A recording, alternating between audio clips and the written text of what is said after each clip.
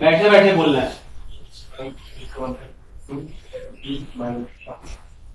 तुम कॉमर्स, तुम बायो। मैं आया खान है और बात हमारे सांस्कृतिक शिक्षा महाविद्यालय के साथ मैं भी रैम कर रही बायो। नमस्ते सर, मेरा नाम दिशा गुप्ता है और मैं भी 11वीं जीव विज्ञान में छात्र हूँ। जीव विज्ञान मतलब बायो। मेरा नाम पूजा यादव है, मैं क्लास 11 बायो की छात्रा हूँ। तो तुम लोग का स्कूल एक्सीलेंस का यही शेड्यूल। जी सर। ठीक है, तुम लोग फ्रेंड्स हो आपस में? पहले ये बताओ कि इस प्रोजेक्ट के लिए साथ में फ्रेंड्स भी हो। पूछो क्या पूछना है। पहला मतलब प्रश्न है कि तेज बोलो, रिकॉर्ड नहीं होगा। तेज बोलो, खुल के बोलो। शहर को व्यवहारिक आवश्यकता के प्रयास उत्पादन क्या करना है। तुम लोगों को क्या पता है पहले बताओ।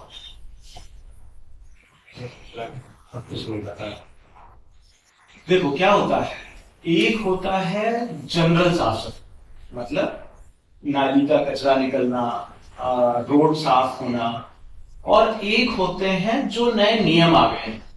तो अभी क्या है, ट्रेडिशनल सफाई से बहुत आगे निकल चुके हैं।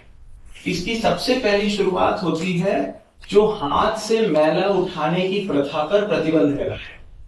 ये उद्देश्य ये है कि जो हमारे बीच के एक विशेष समुदाय को ये मान लिया जाता है कि ये केवल सफाई करेंगे, नाली निकालेंगे, कचरा इकट्ठा करेंगे, तो इस प्रथा को रोकने के लिए, क्योंकि वो भी ह्यूमन है ना, मानव अधिकार की शब्द है, तो समझते हो, तो उसको भी गरिमा से जीने का अधिकार। इसके चलते सबसे पहली चीज आई कि मशीनीकृत सफाई। तो पहला काम क्या हुआ, अब हम मैकेनाइज्ड मशीनों पे आते हैं। तुम लोगों ने कई जगह देखा होगा सफाई करते समय की जेसीबी जाती है। फिर दूसरा कॉन्सेप्ट आया सॉलिड वेस्ट मैनेजमेंट रूल्स 2016। फिर उसके बाद आया लिक्विड वेस्ट मैनेजमेंट रूल्स। तो ये कुछ बहुत तकनीकी कॉन्सेप्ट आ चुके हैं जिसमें नगरीय निकायों के ऊपर फाइन तक लगा। शहरों में, मतलब अभी तो हम लोग छोटे शहर हैं, मिलियन जैसे भोपाल, इंदौर है, वहां पे अच्छी हवा का भी अधिकार। इंदौर में जब इंदौर तो एक छोटा उदाहरण है क्योंकि हम देश में नंबर 1 है इंदौर सफाई में। दिल्ली का तुम लोग न्यूज में सुनते रहते होगे कि कभी कभी बीच में एकदम से स्कूल बंद हो जाते हैं हवा में पॉल्यूशन के कारण, गाड़ियां बंद करनी पड़ती हैं कि पॉल्यूशन कंट्रोल किया जाए, इसीलिए इलेक्ट्रिक व्हीकल आ रहा है। तो इस लेवल तक जा चुका है सफाई की अवधारणा कि शहर में हवा की क्वालिटी, ठीक है। तो अब जब सॉलिड वेस्ट मैनेजमेंट आया तो ये कहा गया कि भाई गीला कचरा अलग होता है, सूखा कचरा अलग होता है, और बायोमेडिकल वेस्ट और डोमेस्टिक हजार्डस वेस्ट, मतलब घर में निकलना वाला खतरनाक अपशिष्ट कचरा, ये 4-5 वैरायटी हैं जो मेजरली कैटेगराइज हुई। तो डोर टू डोर कलेक्शन होता है, समझते हो? डोर टू डोर कलेक्शन क्या होता है, जानते हो क्या होता है? जो घर घर कचरे की गाड़ियां है, करेक्ट, आती है। पहले बताओ कितने घरों में? सबके घर आती है। हाँ, ये मैंने इसीलिए पूछा कि क्यों नहीं आती। जैसे 5 लोग हो तो 3 जगह आ रही है, 2 जगह नहीं आ रही, ये रिकॉर्ड हुआ। हर घर से रोज कचरा कहाँ से आता है पहले बताओ?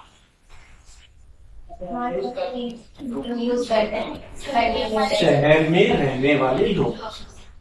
कभी भी जंगल चले जाओ तुम्हें कचरा नहीं मिलेगा। क्यों? क्योंकि हम लोग वहां, तो कचरा कहां से आता है?